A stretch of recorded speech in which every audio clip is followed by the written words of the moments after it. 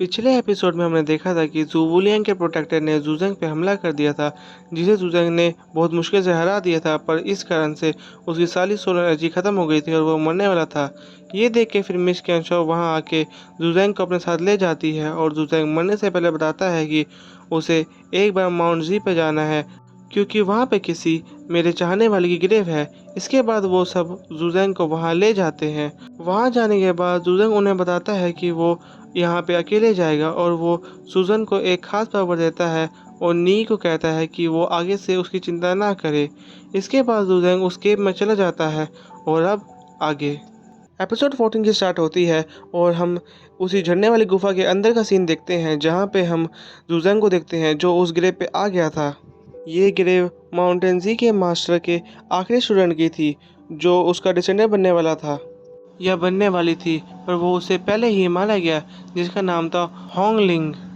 इसके बाद ज़ुदेंग उस ग्रेव के पास आ जाता है और बैठ के उस ग्रेव को देखने लगता है और उसके साथ बिताई हुई यादों को याद करने लगता है, जिससे हमें समझ आता है कि ये ग्रेव ज़ुदेंग के या तो किसी दोस्त की है या फिर किसी ऐसे की जिसे ज़ुदेंग चाहता था। बाकी तुम समझ ही जाओ।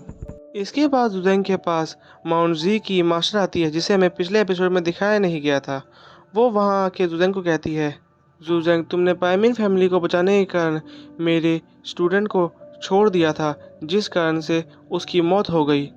और क्या तुम अपनी ज़िंदगी का लास्ट मोमेंट यहाँ बिताकर उस बात का रिग्रेट यानी पछतावा करने आए हो? हम देखते हैं ज़ुज़ेंग इस बात का कोई जवाब नहीं देता। तभी वहाँ पे एक सनलाइट आती है और ज़ुज़ेंग एक स्माइल पास करता है और इसी के साथ ज़ुज़ेंग उस ग्रेव के पास ही मर जाता है। हम देखते हैं ज़ुज़ेंग को अपने सामने मरता हुआ देख माउंट जी की मास्टर भी वहाँ बहुत उदास हो जाती है, जिससे हम समझ पाते हैं कि ज़ुज़ेंग के यहाँ आने से माउंटेन जी के मास्टर को कोई प्रॉब्लम नहीं थी। इसके बाद वो ज़ुज़ेंग की आंखें बंद कर देती है, जिसके बाद ज़ुज़ेंग चमकते हुए स्टारलाइट एनर्जी में कन्वर्ट हो जाता है और फिर सीन चेंज होता है और हमें स्नो पैलेस दिखाया जाता है, जहाँ पे कुछ लोग ज़ुज़ेंग के बारे में बात कर रहे थे, जिनमें से एक बंदा कहता है कि उसने सुना है कि जियानु के अंदर ज़ुज़ेंग गया था और उसने ज़ुवुलियांग के लॉर्ड को भी मार दिया है। फिर उसके साथी कहते हैं, मुझे तुम्हारी बात पे विश्वास नहीं हो रहा है। और फिर वो बताता है कि उसे ये सब अपने अंकल से पता चला है, जो कल्टीवेशन लीग में ही काम करते हैं, और उन्होंने तो मुझे ये भी बताया है कि थर्ड यंग मास्टर भी ज़ुज़ेंग से लड़ने गया था, पर वो ज़ुज़ेंग से हार गया और ज़ुज़ेंग ने उसकी बुरी हालत कर दी, जिसके कारण उसे वहाँ से फेयर सिटी की तरफ भागना पड़ गया। उसकी ऐसी बात सुन के फिर वो दोनों भी मान जाते हैं और फिर वापस से अपने काम में लग जाते हैं। इसके बाद हम एक लेडी को स्नो पैलेस से बाहर निकलते हुए देखते हैं और हमें पता चलता है कि वो स्नो पैलेस की मास्टर है, जिसके हाथ में एक लाइफ पेंडेंट था। उस पेंडेंट को देख के वहाँ खड़ा एक आदमी कहता है, ये तो ज़ुज़ेंग का लाइफ पेंडेंट है और इसके चमकने का मतलब है कि ज़ुज़ेंग किसी मुसीबत में है। और जब ये पिछली बार चमका था, तब पैलेस मास्टर ज़ुज़ेंग को किसी मुसीबत से बचाने गई थी और ये वापस चमका है, इसका मतलब ज़ुज़ेंग किसी मुश्किल में है। और फिर वो बताता है कि अगर किसी का लाइफ स्कोप पेंडेंट गायब हो जाता है, तो इसका मतलब होता है कि वो मर गया है। इसके बाद हम देखते हैं कि प्रिंसेस उसी पेंडेंट को देख रही होती है, तब वो एकदम से गायब हो जाता है, जिसका मतलब अब ज़ुज़ेंग पूरी तरह से मर चुका है। इसके बाद उस लेडी के पास एक आदमी आता है जो कहता है, पैलेस मास्टर, हमें ज़ुज़ेंग के बारे में आउटर वर्ल्ड से कुछ पता चला है। ये सुन के वो लेडी उस आदमी को सब कुछ साफ साफ बताने के कहती है। फिर वो आदमी बताता है कि ज़ुज़ेंग पिछली रात ज़ुवुलियांग माउंटेन और जियानु में गया था, जहाँ उसने काफ़ी सारी फाइट करी और काफ़ी लोगों को मारा, और वहाँ पे उसने एक नी नाम के लड़के को भी अपना सक्सेसर चुन लिया और कहा कि उसके बाद शोशन का अगला जूनियर अंकल नी बनेगा। और इसी वजह से इमॉर्टल कल्टीवेशन लीग के मिस्टर यानजुन ने उस लड़के का नाम अपनी लिस्ट में सबसे ऊपर रखा है। ये सुन के पैलेस मास्टर कहती है, आखिर तुम कहना क्या चाहते हो? फिर वो आदमी कहता है, पैलेस मास्टर, उस लिस्ट के अंदर काफ़ी सारे सेक्टरों के जीनस पर्सन का नाम है जो 10th इलेवन से अभी फ़िलहाल नीचे हैं, और मुझे पता चला है उस नी नाम के लड़के ने अब तक 4th इलेवन में भी एंटर नहीं किया है। तो क्या हमें उस लड़के को उस रैंकिंग लिस्ट में रखना भी चाहिए या नहीं? ये सुन के पैलेस मास्टर अपना हाथ ऊपर की तरफ करती है, जिसके बाद हवा में हम एक बर्ड को देखते हैं जो हवा में उड़ती है और फिनिश में बदल जाती है, और इसके बाद वो पैलेस मास्टर के कंधे पे आके बैठ जाती है वापस चिड़िया बन के। इसके बाद वो पैलेस मास्टर कहती है, ज़ुज़ेंग के साथ नी को मैंने पहली बार ज़ाइलिंग में देखा था और उस लड़के से पहली बार मिलके ही मुझे समझ आ गया था कि वो वर्ल्ड में अपना नाम ज़रूर बनाएगा, पर मैंने ये नहीं सोचा था कि ये सब ऐसे होगा।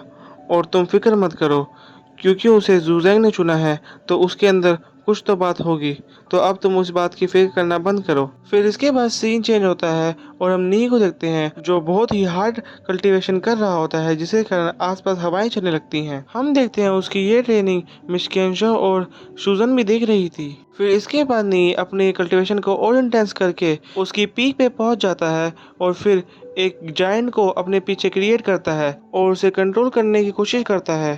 सूजन भी नी को अपना पूरा ट्राई करने के लिए कहती है और बताती है कि नी ने एक 1000 लाख जायंट को क्रिएट किया है, जिस कारण से वो पावर में तो इतना स्ट्रांग नहीं है पर वो बहुत तेज भाग सकता है। हम देखते हैं सूजन की बात से नी डिस्ट्रैक्ट होने लगता है, जिस कारण से उसका थोड़ी देर के लिए जायंट के ऊपर से कंट्रोल हट जाता है। फिर मिस केंशो नी को अपना ध्यान न हटाने के लिए कहती और बताती है कि अगर तुमसे ये जायंट नहीं संभल पाया तो ये बेकाबू भी हो सकता है। नी फिर मिस केंशो की बात सुनकर अपने द्वारा बनाया गया 1000 लाख जायंट को कंट्रोल करने के लिए अपना बोन ट्रेजर एक्टिवेट कर देता है। इसके बाद फिर मिस केंशो सूजन को बताती है कि स्टार जायंट कल्टीवेशन टेक्निक को यूज़ करने के लिए कल्टीवेटर को बहुत सारी मेहनत करनी पड़ती है, क्योंकि ये टेक्निक बहुत ही ज़्यादा पावरफुल है और इस टेक्निक को परफॉर्म करने के लिए कल्टीवेटर को फिजिकली स्ट्रांग होना होता है, क्योंकि ये टेक्निक कल्टीवेटर के स्टार लेवल पे नहीं बल्कि उसकी फिजिकल पावर पे निर्भर करती है। और अगर नहीं इस जायंट की पावर को अपनी फिजिकल पावर से कंडेंस नहीं कर पाया तो मुझे इस जायंट को अपनी पावर से ख़त्म करना होगा। इसके बाद मिस केंशो अपने हाथ में एक अटैक तैयार कर लेती है कि अगर नी से ये जायंट नहीं संभाला गया तो वो इस जायंट को ख़त्म कर पाए। इसके बाद हम नी को देखते हैं जो याद करता है कि उसने सूजन से वादा किया था कि वो उसकी हमेशा रक्षा करेगा और अब वो किसी भी कल्टीवेशन लीग को उसको हार्म पहुँचाने नहीं देगा। और फिर वो जुजैंग की बातें याद करने लगता है और ऐसा करते हुए वो उस जायंट को कंट्रोल कर लेता है और उसकी पावर को अपने अंदर फिर पूरी तरह से कंडेंस कर लेता है। और ये दिखाते हुए वो उस जायंट के साथ कुछ मूव दिखाने लगता है मिस केंशो को। मिस केंशो ये देख के फिर अपनी पावर को वहीं पे डीएक्टिवेट कर लेती है और सूजन फिर मिस केंशो को उसके ब्रदर को ये टेक्निक सिखाने के लिए थैंक्स कहती है और नी के पास जाने लगती है।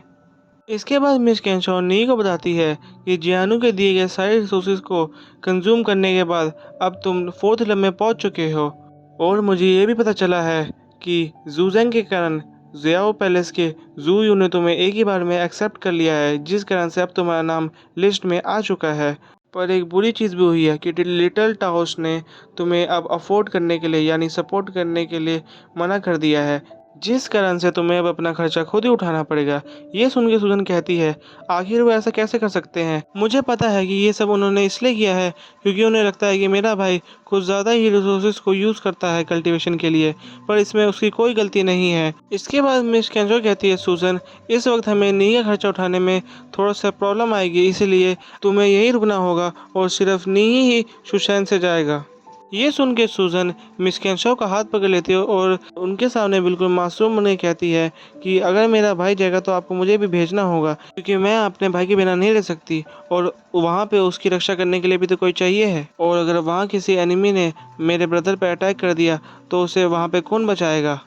सूजन की बात सुनकर मिस केंशो कहती है सूजन तुम मेरे आगे भोली बनने की कोशिश मत करो, वैसे भी तुम्हारे भाई को मैंने काफ़ी सारे ज्योमेट्रिकल फॉर्मेशन और टेक्निक सिखा दी है, जिस वजह से नी को वहाँ डरने की नहीं बल्कि दूसरों को नी से डरने की ज़रूरत है।